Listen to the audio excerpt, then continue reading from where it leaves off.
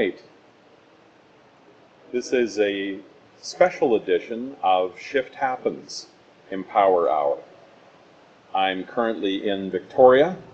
Anna is in meetings, and I've taken the opportunity to meet some of the local people, and Thaddeus is one of those people. Hello, Thaddeus. Hi. So I met Thaddeus last night. He was close to the hotel where I'm staying, and my heart went out to him because he's currently homeless. And he told me that he has a unique story, and he wanted to share the story, and I wanted to share it with you, the watchers and the listeners. So can you tell me, I guess at the onset, where did you come from? Well, I originally came from Manitoba. Okay. I came to BC on a whim. Basically, I just decided to up and leave because I felt like I was being called there, I guess. So I ended up coming to BC. And through a series of events, I ended up in Victoria, which consisted of span of about a year and a half, I think. Okay. So your experience has been all over the map. You had work when you first got here, correct? I what? You were working when you first got here? I actually wasn't. Oh, okay. That was my misunderstanding. Okay. So what has your experience been when you first arrived? My experience when I first arrived, I ended up in a small town to start, and that was that was kind of boring to me. I ended up moving out of that small town and somewhere else. Actually, that's right. I did work for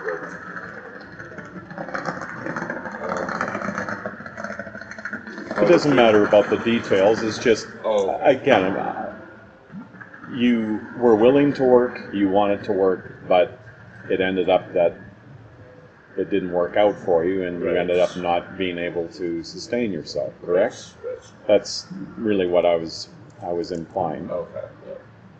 And so you've had some difficulties now living on the street. Mm-hmm. You've been targeted by individuals, correct? Mm-hmm. Would you care to share some of the details of that? Okay, well, it's basically like this. There appears to be a group of people that have dedicated themselves and their free time to targeting homeless people, select homeless people at that. Usually they pick out eccentric types, types that tend to stick out because in their little game that they play, they take on the role as the superhero. That's what they call themselves too, correct? Yeah. So these individuals, allegedly, they go online, and I haven't been on their site to be completely fair in all this. I haven't been to their site to see this. I haven't had the resources to be able to see this. Yes. But I am investigating it currently.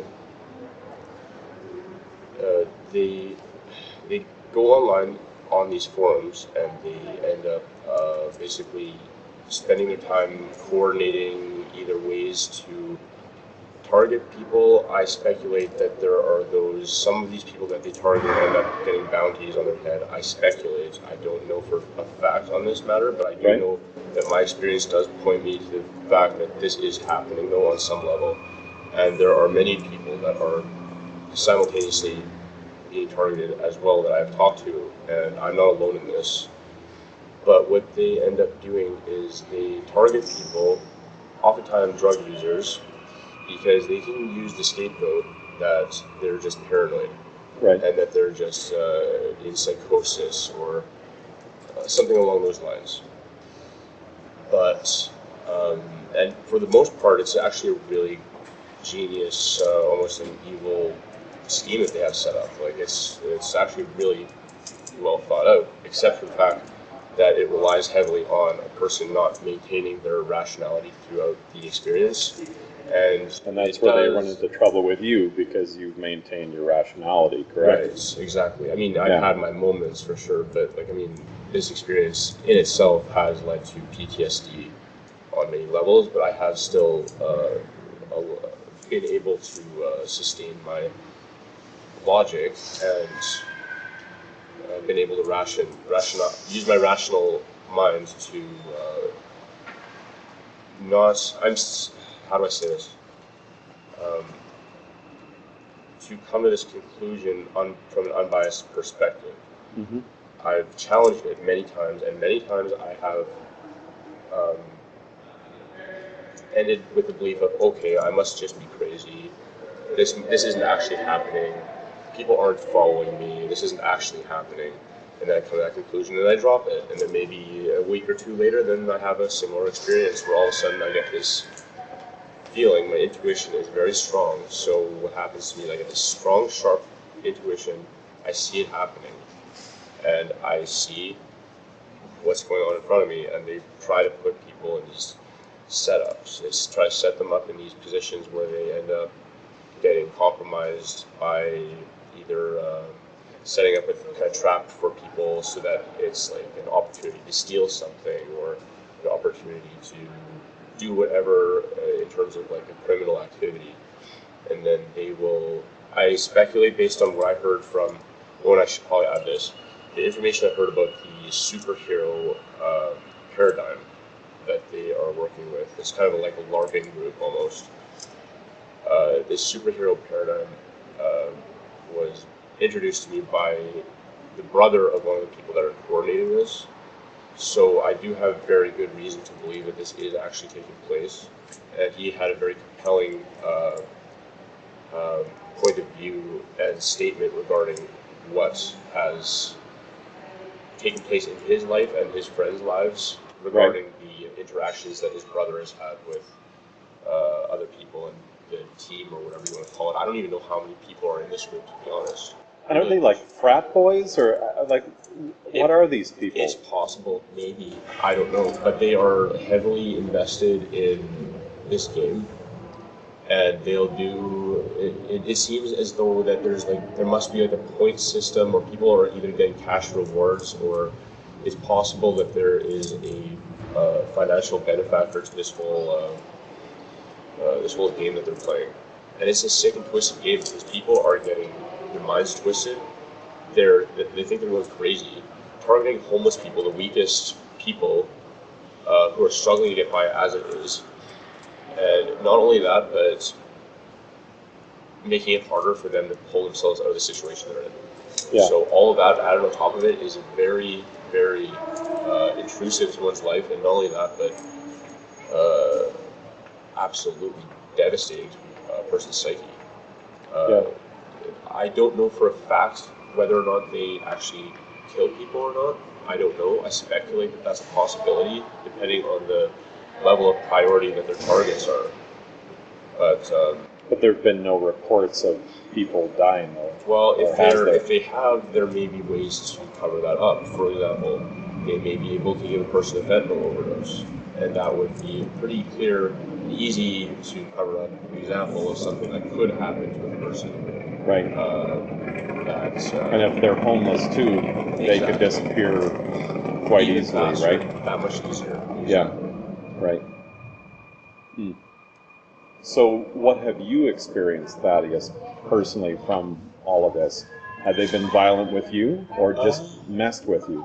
Well, it has had a violent tone to it in most instances, but because I have a very sharp intuition, I listen to my gut and I follow it every single time. So whenever I get that feeling that this isn't right, I walk away from it. Mm-hmm. So it's either that they're never violent and it's just simply a mind game that they're playing with people, or it's that my intuition is sharp enough to be able to avoid those situations to begin with.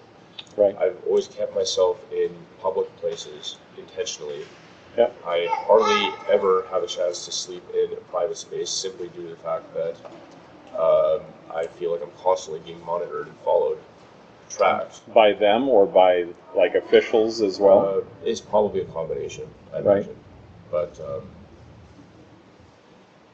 but So there, where do you sleep, if I can ask you? there are various places that I sleep. I I mean, I know you don't want to share those places because you want to protect yourself, but just to get an idea, where do you sleep when it's raining outside? We're coming into the winter season, and how do you keep the weather off of you? That's a good question. I mean, considering the fact that over the course like last 2 or 3 months, it hasn't really been raining here at all. Yeah. So now that we're moving to that season, I honestly don't know. I just don't. So I'm trying not to worry about it. I'm just kind of playing it by ear as I have been for the last course of the time I've been homeless. So do you have access to help at all, like the social services or? To varying degrees, yes. Yeah. However, the cost of rent out here is insane. Yes. For one. Two, the amount of money that it takes to be able to first build your way up out of that is like enormous. So like that also stems into that cost of living factor. Yes. But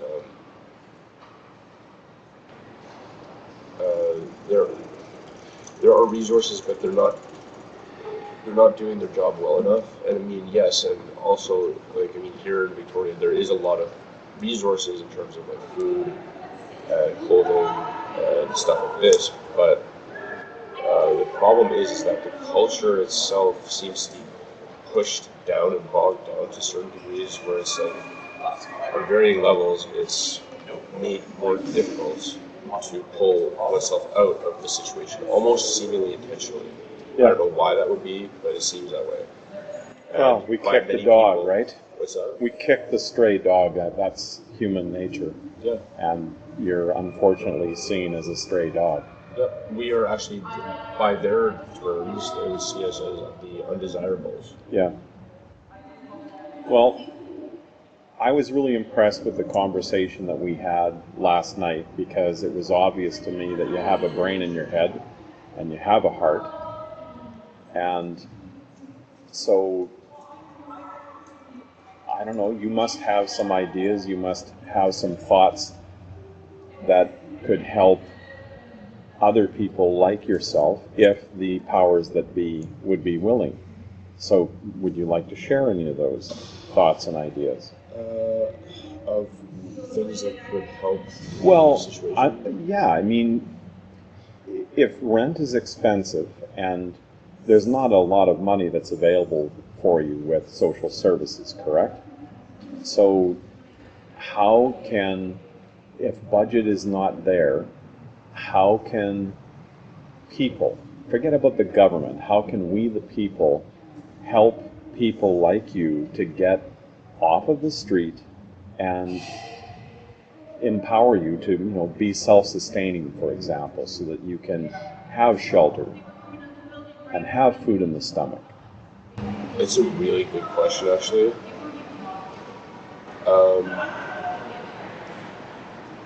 Huh.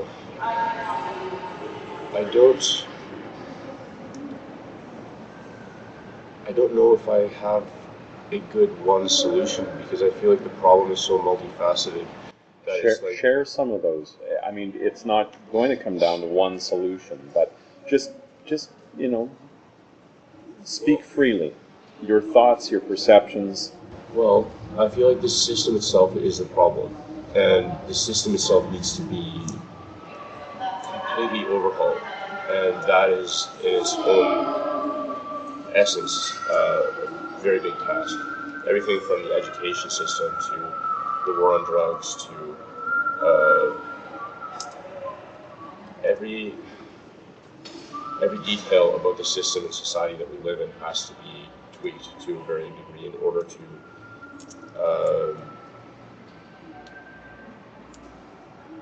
be a system that can work for everyone. Because what ends up happening, what I've seen, is that a lot of people within the homeless community are people that fall outside of the norms of society. Like they're on the fringe almost.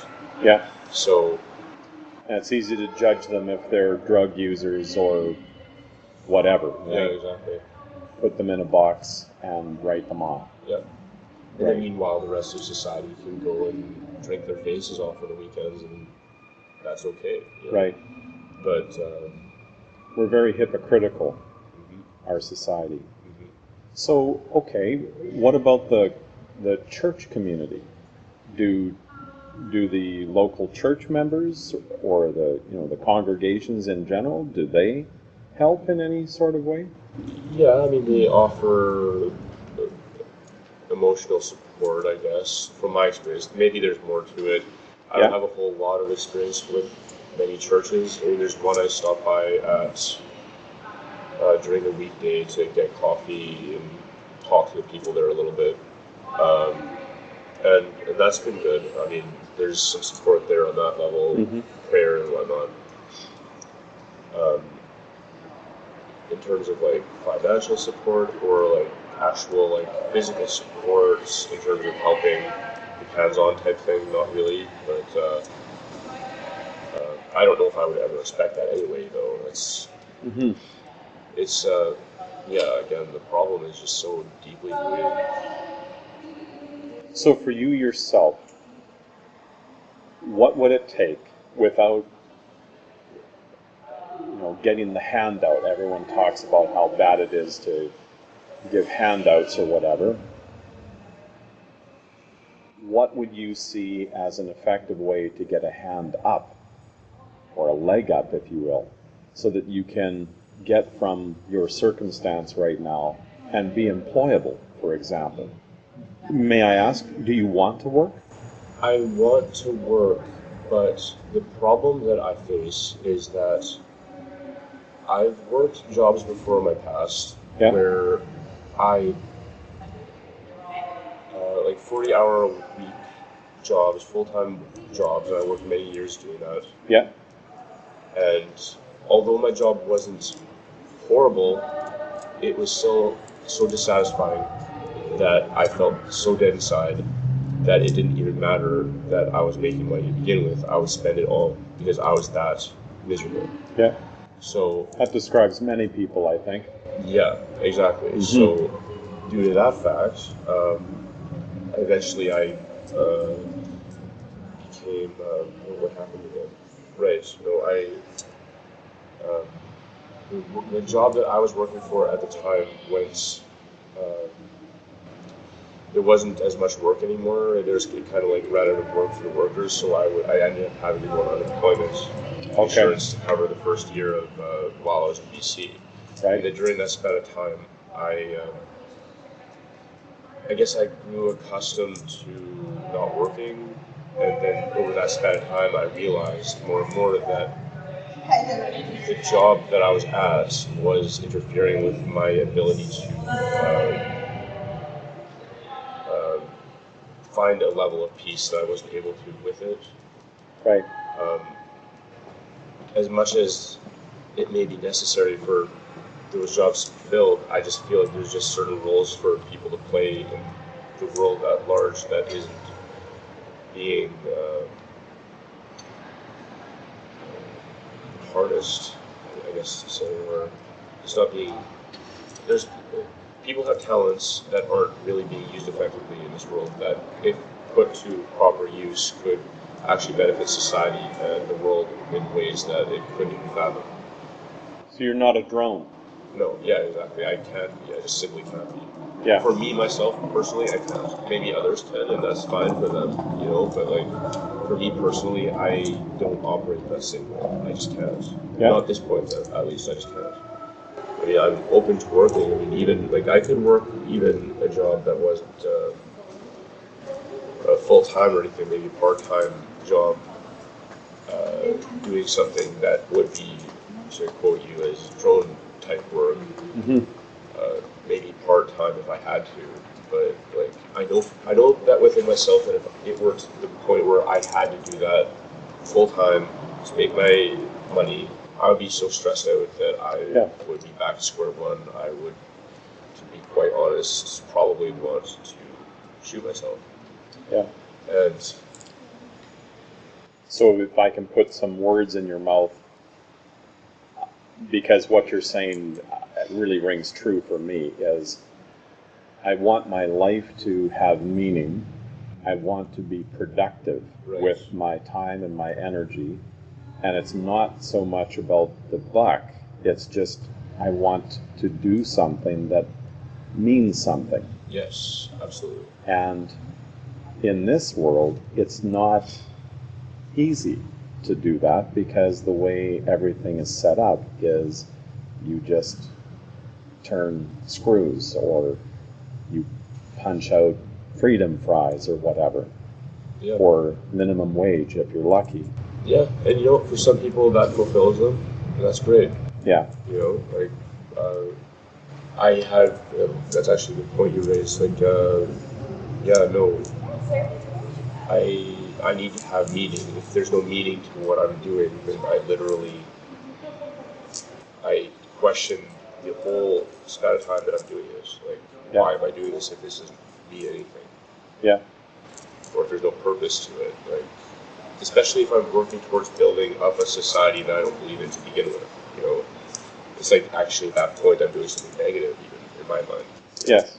Betraying yourself. Yeah. I do hear you. So, for yourself,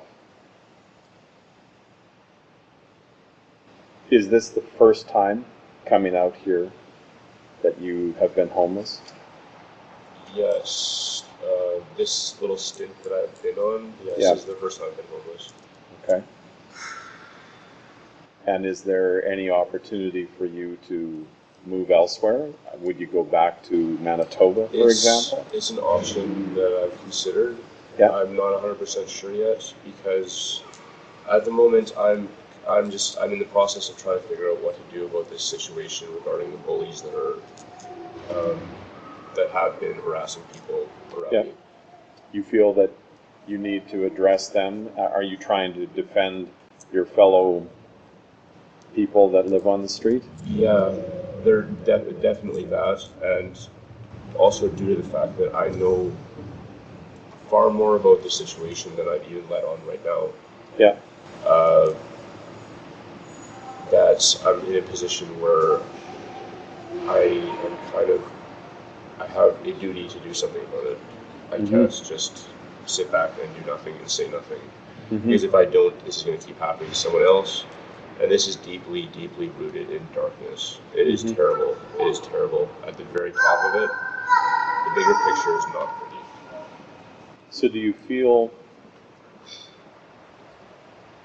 I'm a spiritual man, do you feel that this was part of your path, this Oh. experience? Definitely, 100%.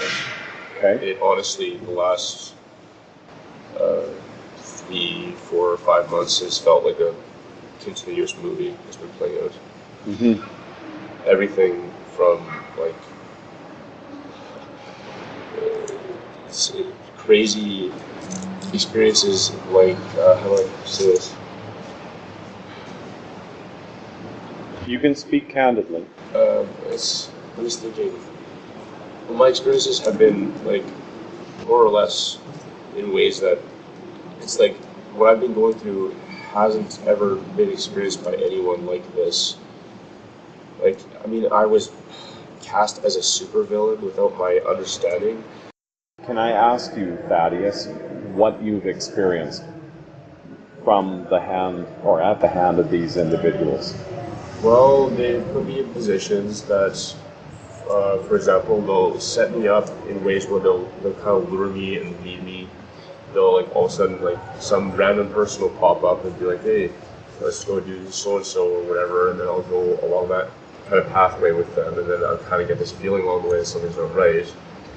And then as it's all kind of happening, there are these events that seem almost too coincidental.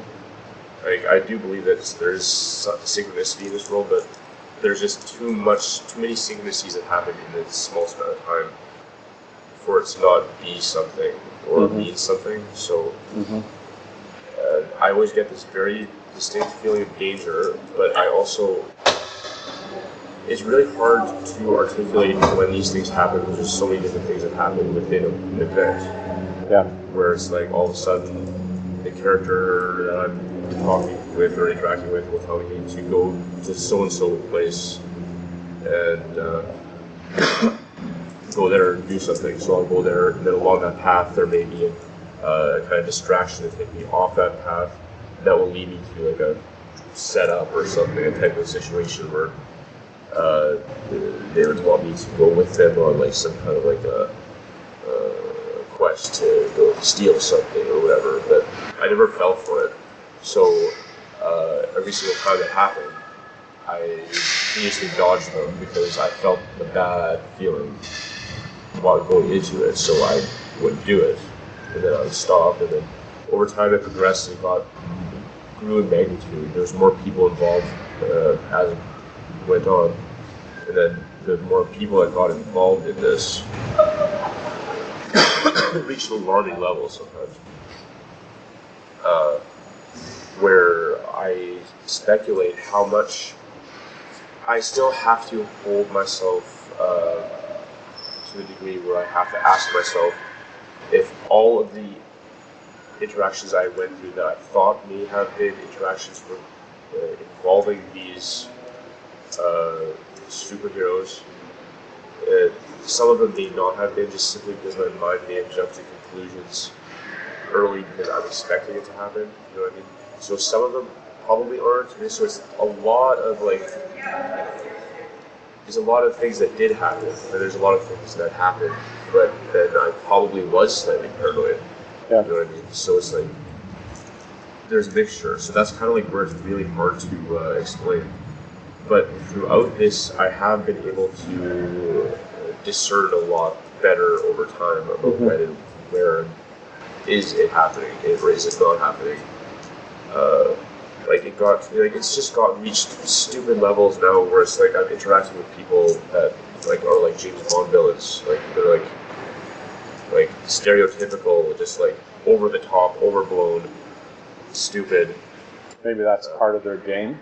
It very well If could. it is a game and they're trying to turn this into a movie-like experience, then maybe they're going over the top with it. Yeah, that's the thing. Like, there's been moments where it feels like I'm in a cross between the Truman Show meets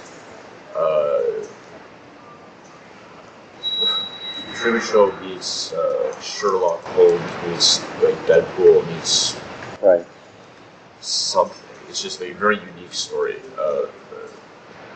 and in that way, and in that it has felt like a unique movie experience where it's like I question if there's an audience watching or something because it's that over the top. I mean, it would make a good show. So are you writing your treatment? You know what I'm saying? Are you writing a script? Maybe take advantage of the circumstance that you're in.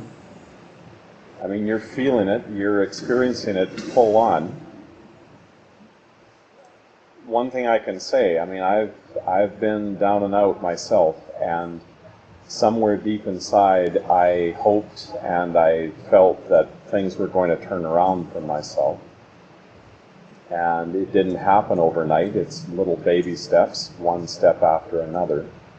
But can you see yourself effectively using whatever your creative form is, whether it's music, art, or what have you, Oh, definitely. to tell the story? Oh, definitely. Definitely. Very, Okay. very unique story. Very unique story. Mm-hmm. So the Very show cool. that I do is called Shift Happens.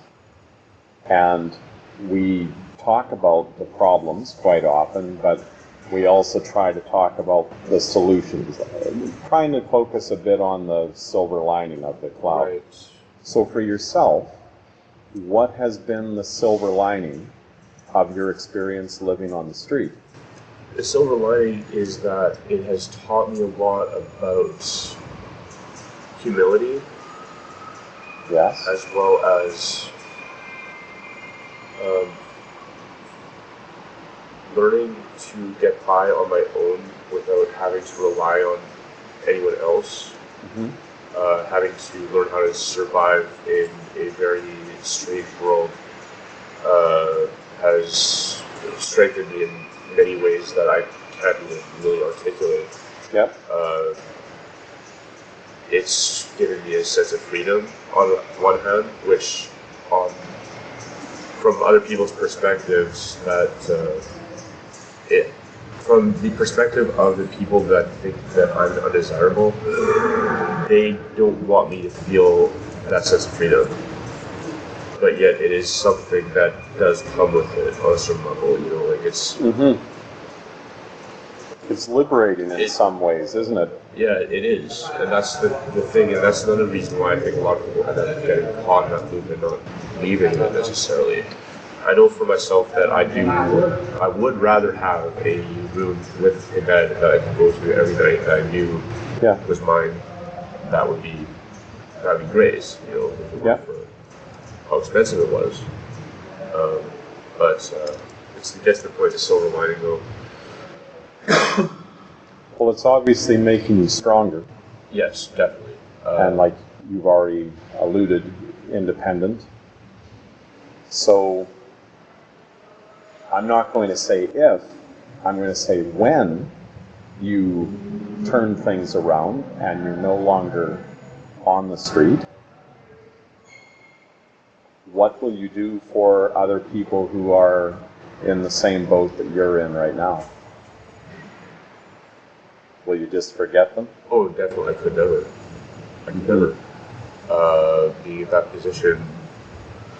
You can't ever go back to seeing it the other way again because before I became homeless, I didn't really understand that world at all.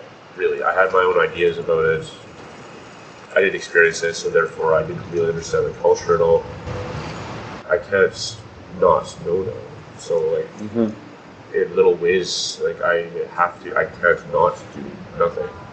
To know what I'm going to do, though, is hard to say, but I definitely would never turn a blind eye to any of them. Mm-hmm. So, I guess in closing, do you have any thoughts that you'd like to share with people who see this and hear this and they want to help? What would be the best way? I mean, we can say, well, we pay our taxes and that's how homeless people are helped, but that is obviously incorrect, or it's not nearly sufficient.